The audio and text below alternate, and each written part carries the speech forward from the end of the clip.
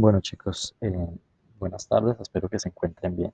Como les había comentado en el audio que les dejé en el grupo de WhatsApp, debido a que no se pudieron conectar todos los estudiantes, ya que al parecer en Yaguará en algunos sectores no había fluido eléctrico, entonces no pudimos realizar la clase. La clase de hoy estaba prevista para que desarrolláramos la primera actividad que había ahí.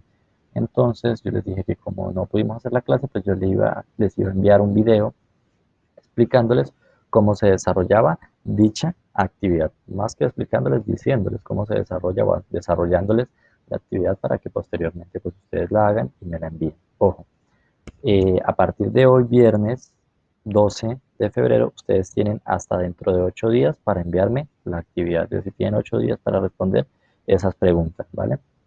Entonces, habíamos iniciado, o habíamos visto en la clase anterior, íbamos a hablar de materia.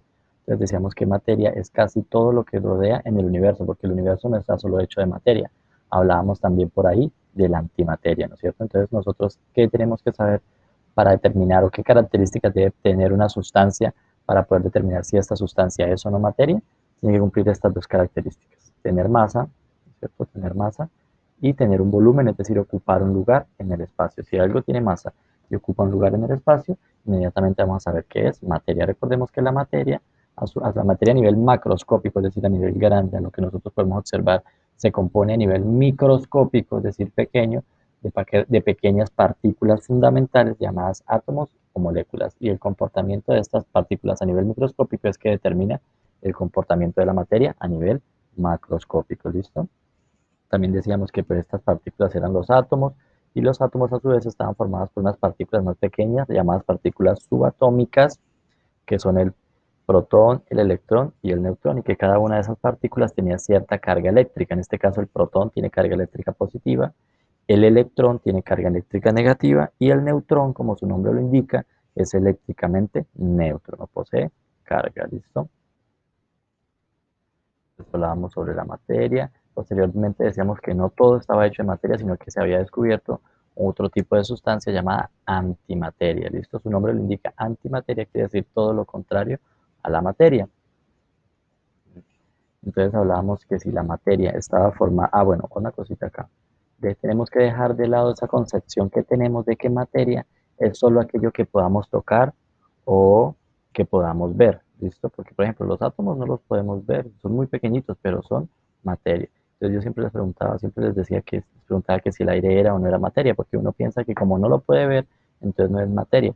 Pero resulta que sí, porque el aire está compuesto de diferentes elementos, como por ejemplo, tenemos la composición, si ustedes ven acá, acá tenemos que el aire está compuesto por nitrógeno, por oxígeno, por dióxido de carbono, por hidrógeno, y a su vez esos componentes pues están hechos de ¿qué? De átomos, y si tiene átomos pues obviamente va a tener masa, y si tiene masa y va a ocupar un lugar en el espacio. Creo que yo les ponía varios ejemplos sobre eso. La atmósfera que nosotros tenemos alrededor pues ocupa un lugar en el espacio. Yo les decía que si ustedes toman una jeringa y toman el orificio de salida e intentan oprimir el émbolo, no lo van a poder hacer, pero hasta cierto punto. ¿Por qué no lo pueden llevar hasta abajo? Porque ahí hay una cantidad de aire que está ocupando un lugar y por eso no se va a poder bajar el émbolo. Entonces, listo, no, debemos que dejar de lado eso de que materia es solo lo que podemos ver y tocar. No, materia es todo aquello que tenga masa y ocupe un lugar en el espacio, es decir, tenga un volumen. ¿Listo? Entonces hablábamos también de la antimateria que tenía la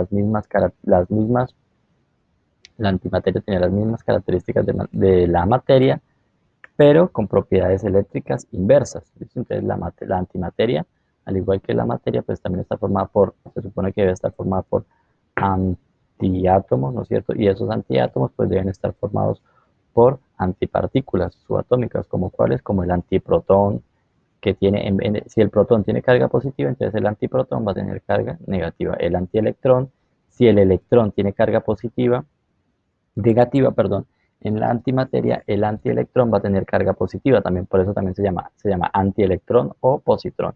Y el neutrón es la antipartícula de el neutrón. Entonces aquí podemos ver un ejemplo de materia y antimateria. Hablábamos que si la materia estaba conformada por átomos, entonces lo más probable es que la antimateria esté conformada por antiátomos.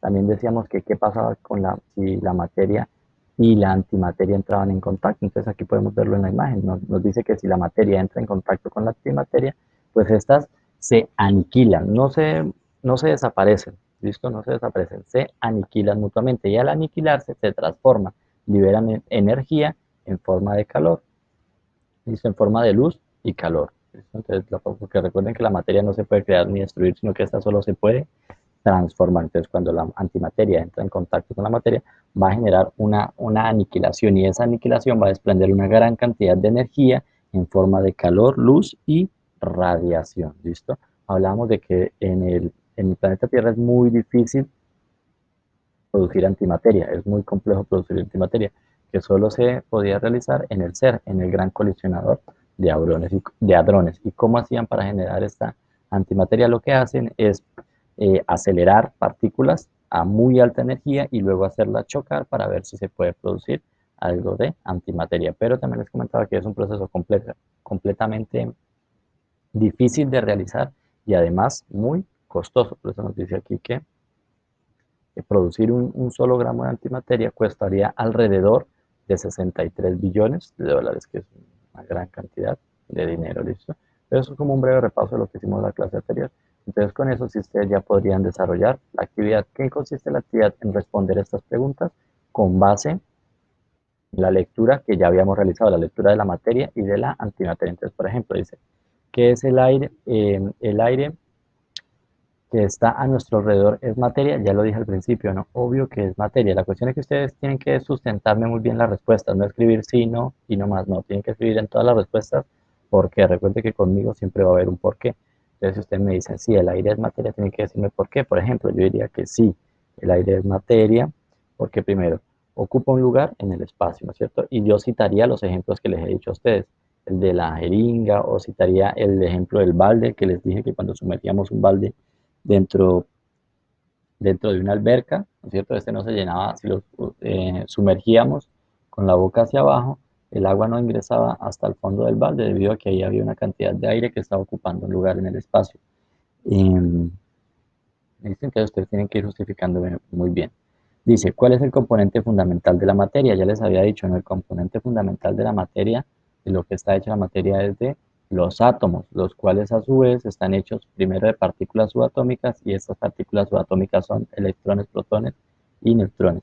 ¿Qué es la antimateria y cómo está compuesta? Entonces arriba les da la definición de que la antimateria es un tipo de sustancia que se comporta igual que la materia, pero con propiedades eléctricas y magnéticas completamente diferentes. ¿Y de qué está compuesta? Pues se supone que está compuesta de antipartículas, y me mencionan las tres antipartículas, esas antipartículas que forman antiátomos. Nos dice que cómo podemos producir antimateria en el planeta Tierra, pues yo ya les había explicado, en la lectura aparece bien cómo se puede producir, que hay dos formas de producirlo. Pues una es en el ser y la otra es por medio de decaimientos de partículas radioactivas, pero ahí es, acá en la guía, en la lectura está muy bien explicado cómo se produce la antimateria, está muy bien explicado. Entonces, si no dice cómo estaría conformado un antiátomo, pues si un átomo está conformado por partículas subatómicas, ¿cómo estaría conformado un antiátomo? Pues un antiátomo estaría conformado por antipartículas subatómicas.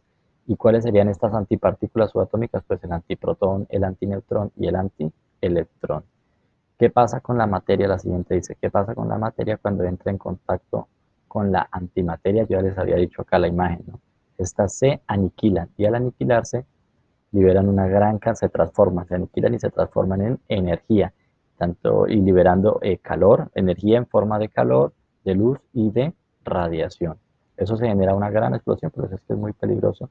Se dice que con unos cuantos gramos de antimateria se podía producir una bomba mucho más grande que las que se detonaron en Hiroshima y Nagasaki durante la Segunda Guerra Mundial.